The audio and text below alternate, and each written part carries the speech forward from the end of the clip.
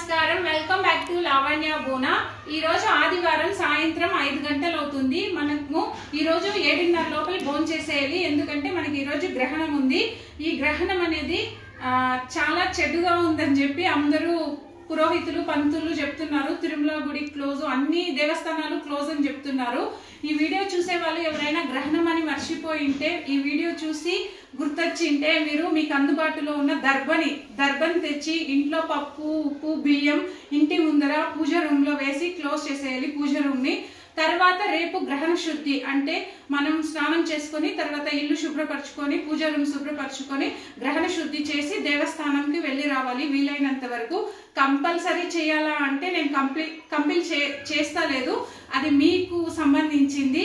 So ఈ video చూసి గుర్తొచ్చిన వాళ్ళు వెళ్ళి దర్బ తెచ్చి ఇంటిలో వేసుకొని మీకు వీలైన వరకు షేర్ చేయండి।